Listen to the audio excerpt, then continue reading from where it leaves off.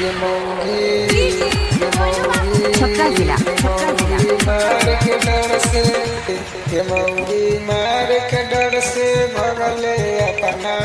भैंसुर के घर में ससुर को चुम्मा ले लकऊ ससुर को चुम्मा ले लकऊ तोरा नैहर से बोला लकऊ ससुर को चुम्मा ले लकऊ मास्टर कुमार के तू भतारा बनल सिंगर सुरिंदर राम के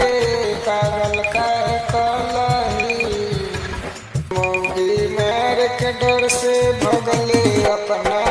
भैंसुर के घर में ससुर को चुम्मा ले लकऊ ससुर को चुम्मा ले लकऊ तोरा नैहर से बोलल ससुर को चुम्मा ले लकऊ अपन भतार के तू जहलक दिलही मोरे लगे तना छपरा जिला मौगी कलही गे मौगी मार के डर से भगले अपना भैंसुर के घर में ससुर को चुम्मा ले लकऊ ससुर को चुम्मा ले लकऊ तोरा नैहर से बोलल लकऊ ससुर को चुम्मा ले लकऊ नैहर में रहै छै पलान खाली करै छै ससुर में भतरा के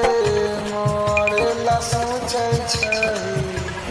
मौगी मार के डर से भगले अपना भैंसुर के घर में ससुर को चुम्मा ले लकऊ ससुर को चुम्मा ले लकऊ तोरा नैहर से बोलल लकऊ ससुर को चुम्मा ले लकऊ नैहर से अबै छै ससुर में रहै छै भतरा से छपरा जिला मौगी मार के डर से भगले अपना भैंसुर के घर में ससुर को चुम्मा ले लकऊ ससुर को चुम्मा ले लकऊ तोरा नैहर से बोलल लकऊ ससुर को चुम्मा ले लकऊ रहन चल बिगड़ले बारे